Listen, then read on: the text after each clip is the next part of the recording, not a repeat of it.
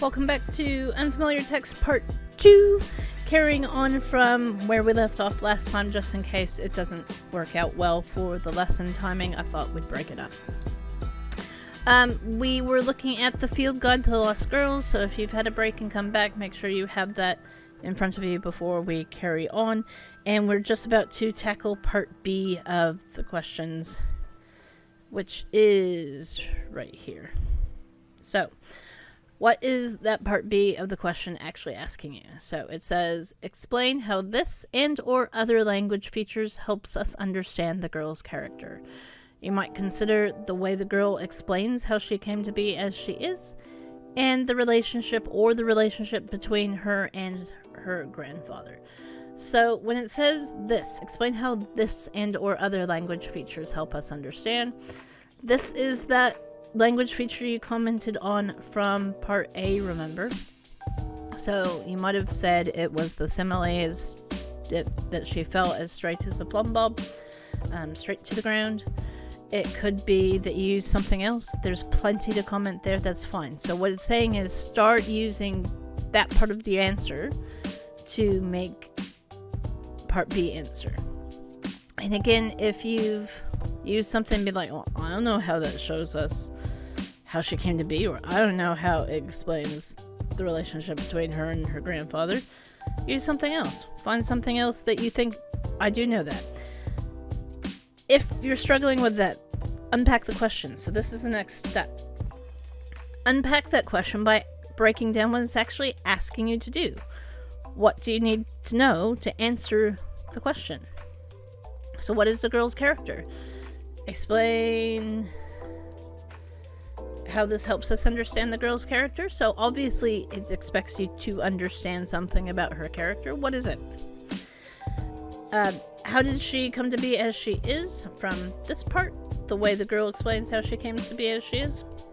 How does she explain that specifically?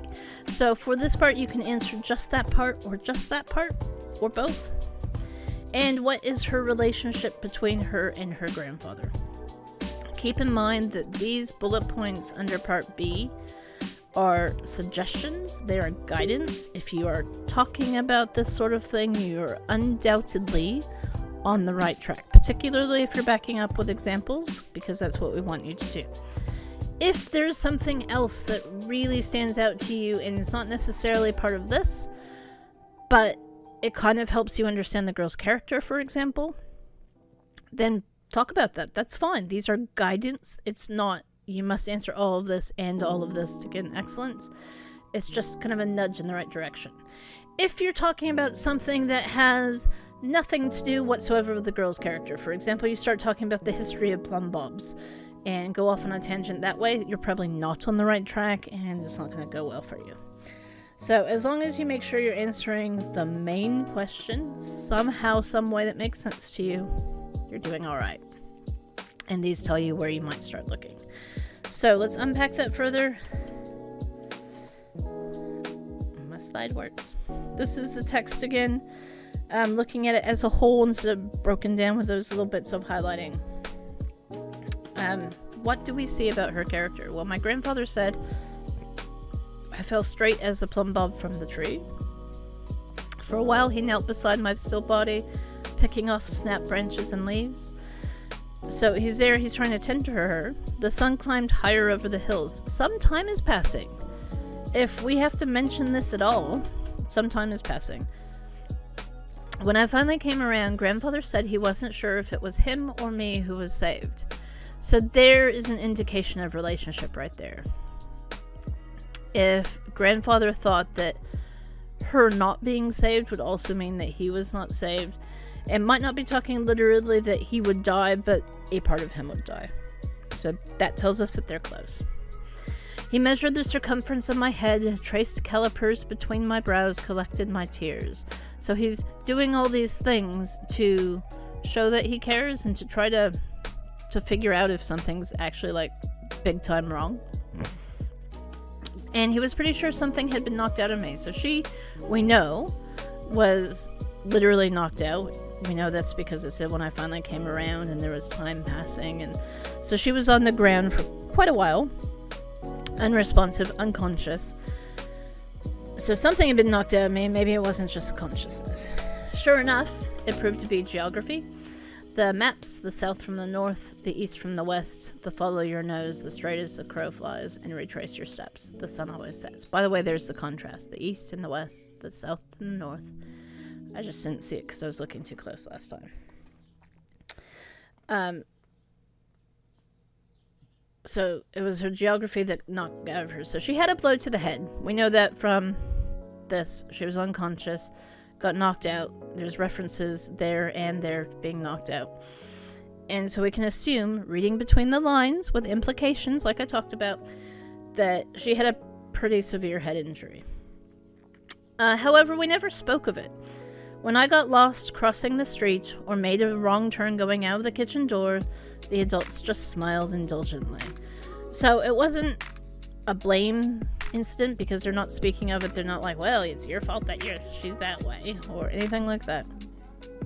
But as I got older, I began to find little notes stuffed in my school backpack, in the pocket of my jacket, in the zippered compartment of the bag. And the whole idea of leaving notes for somebody where they're highly likely to find it, that's also an indication of caring. So we've got somebody is trying to guide her from a distance, is trying to be there for her when they can't be necessarily physically guiding her and holding her hand. And the notes say things like, turn left at the gate until you get to a right-hand turn. Follow the seaward route. Mark your distance on the grid. And then there was this one, the one I still carry when walking the streets of strange cities, the one that keeps me from feeling lost. I can just make out grandfather's writing beside the X. You are here. So, in this paragraph, she mentioned she found the notes, but she didn't mention who they were from. Here she's mentioning they're from grandfather. She knows that because of his writing. We don't know if there's parents on the scene or if it's just her and her grandfather, because all the other adults are just referred to as adults. But she knows it's her grandfather that left those notes one way or the other. And then you are here. So we've talked a little bit about grandfather and the character. Haven't talked a lot about her. So we'll start breaking it down specifically with this. So what is the girl's character? Where have we gotten anything about her character? Well, we know she has no sense of geography or an ability to kind of navigate on her own. There's no natural sense there because it's all been knocked out of her. That head injury has damaged that part of her brain. And we know this from the line. Sure enough, it proved to be geography. The maps, the south from the north, the east from the west, the follow your nose. So here we kind of can tell what she's like because of from the accident. And we have a quote to back it up. She's probably pretty adventurous both before and after the accident. I fell straight as a plumb bob from the tree, so she was in the tree in the first place. Some people don't do that. I never did that. So that shows there is some level of adventuring spirit there.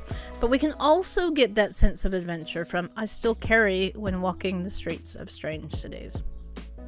So even though she has this sense that's been knocked out of her, she can't navigate her way around anywhere. She goes to strange cities. She travels. Whether she's traveling for job or for fun or just to travel. We don't know that, but not everybody does that. So there is some sense of adventure there because she's willing to do that for whatever reason. How did she come to be as she is? How does she explain that? So we talked about this a little bit. The fall from the tree, where he was pretty sure something had been knocked out of me. So we have that reference being knocked out. We have the previous reference of having come around. And that's how she talks about it, how she explains it. Does she make a huge deal about, oh my god, this time when I was a kid, and it was such calamity, made the whole story about that? Nah, it's just it's not even a full paragraph, because she talks about it for a sentence or two, and then proceeds to actually focus on the relationship between her and her grandfather. And that shows us what's really important here, that she's not talking about this massive accident she had as a kid. She's talking about the relationship, which clearly had far more impact on her than what could be a relatively serious head injury. What is the relationship? We have talked about this. They're close because grandfather said he wasn't sure if it was him or it was me that was saved. I began to find the little notes stuffed in my school backpack.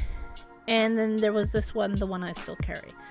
So all of this is outlining quotes that we can use to start putting into our response and explaining with evidence, quotes from the text, how we know something. We can't just be like, oh, well, I get this sense that her and her grandfather are close because it says so somewhere.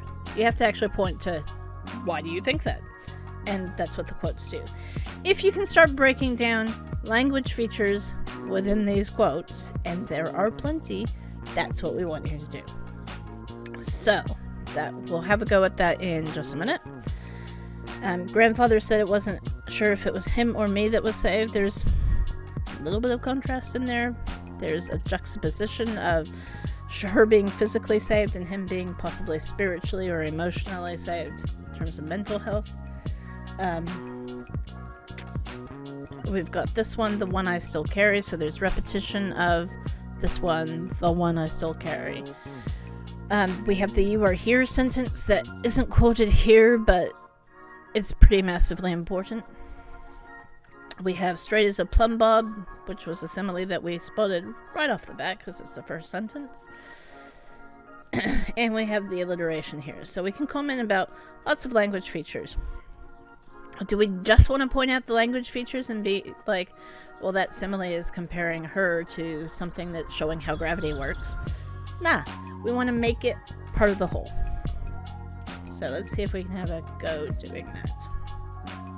Again, I'm going to change things just a little. Zoom out and go back to editing mode. There we are. To maybe try to write an answer together and what it might look like. Keeping in mind, I am a teacher. I've seen this text before because it was in the practice exam. I've marked answers. There is no one right answer here. There is nothing that is like you must hit all these points to succeed, and if you don't, you're not going to win. You're not going to succeed. It's just, can you show that you know a little bit what the text is talking about by answering, gesture with mouse, not with hand, by answering these questions? And can you show how the author works through audience and purpose, or works through language features and uses them to help you understand it? So what's a good starting sentence? Get my mouse back. There we go. Somewhere in there. Right. How other language features help us understand the girl's character. So, for me, the relationship actually stands out more than the girl's character in general, but we can possibly tie that in together. So, from this passage, we know the girl and her grandfather are close. We know that the girl and her grandfather are close, despite the fact that she had a big fall as a kid that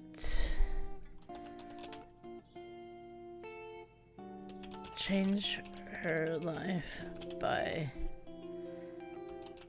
knocking out the geography from her brain. The relationship between her and her grandfather is what she focused on and what the readers. So by bringing in the readers, we're already showing that we know a little bit. The author is crafting this deliberately. She's not talking about the accident. It's a side note.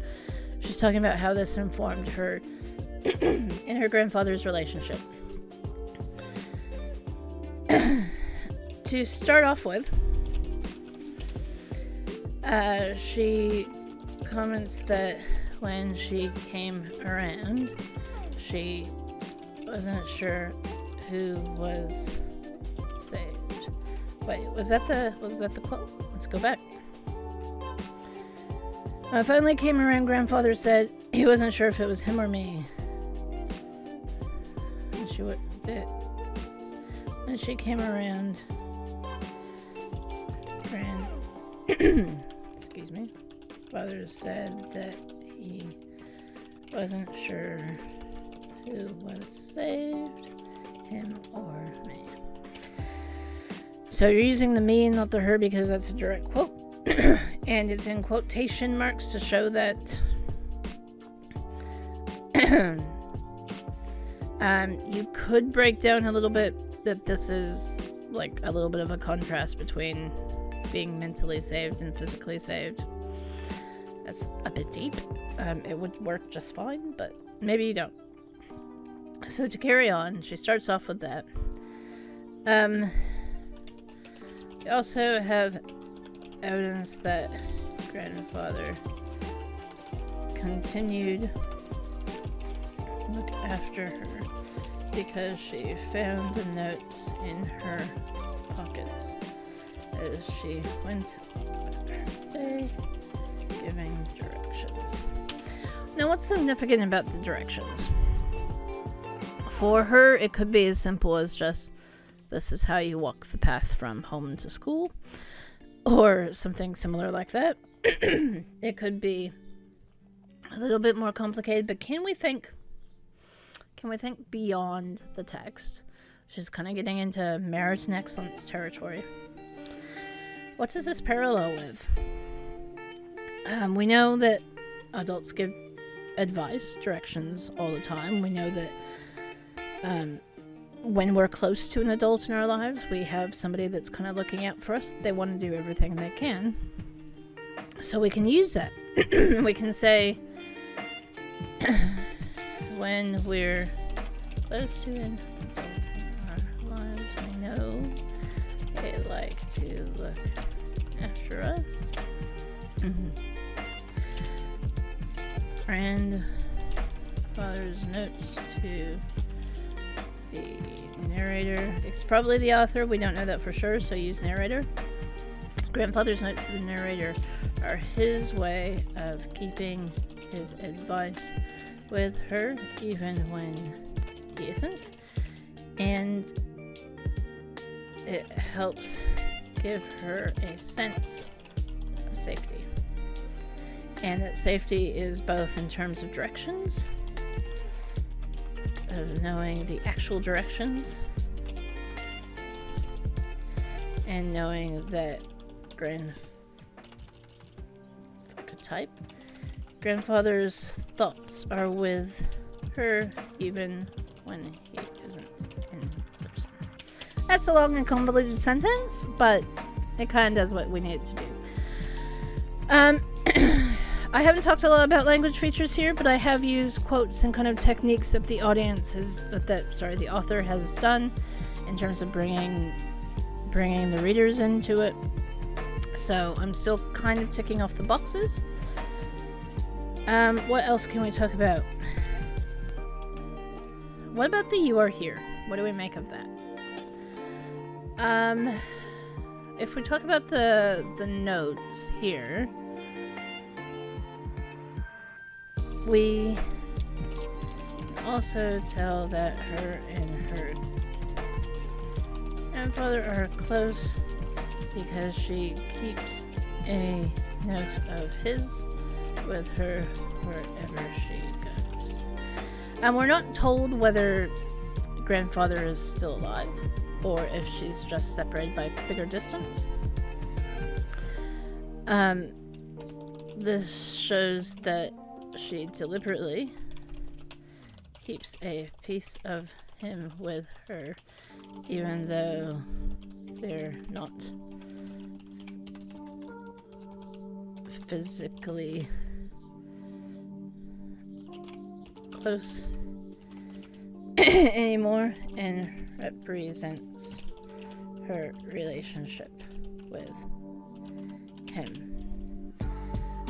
It's a way of him still giving her guidance even when she's carried on in her troubles. And excuse me, my throat's scratchy. And a way of him looking over her. And those are my quotes because it's kind of like that looking over her. I don't mean that literally, which is why I put it in quotes. Even when he can't be with her, or potentially is no longer alive. Because it doesn't take, we can't say directly that he's not alive anymore, but we do know that the way things go, he possibly won't be at one point. But she'll still keep that. We know that because that's what she says. She keeps it wherever she goes. What else can we say? Go back to the text. What else can we say?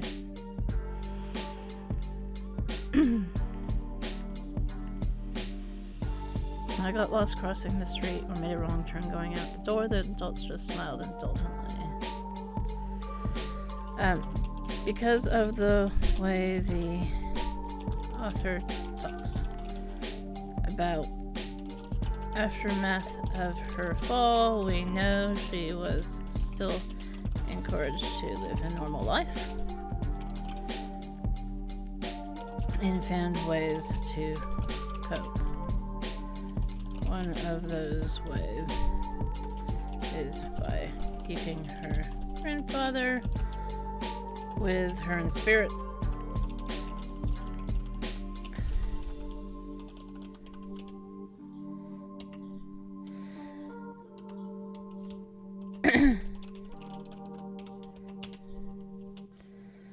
With the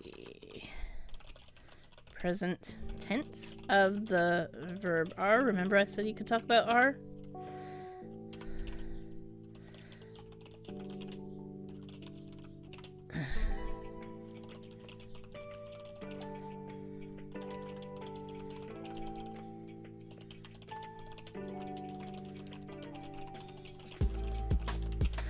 So with the present tense of the verb are, we know that in a way he's guiding her from beyond wherever he or she happens, that probably happens to be at the time.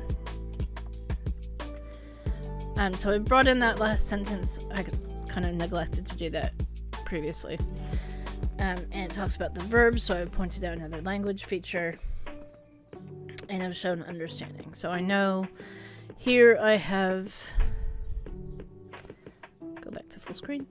I have shown that I understand the purpose of the text. She's trying to tell about the relationship. We've ticked that box. We very briefly talked about that, but more we talked about how she didn't talk to me about that and how the adults treated her, how that relationship was represented in her life. That's enough. That's, I'd like to say, a merit or an excellence answer of that passage.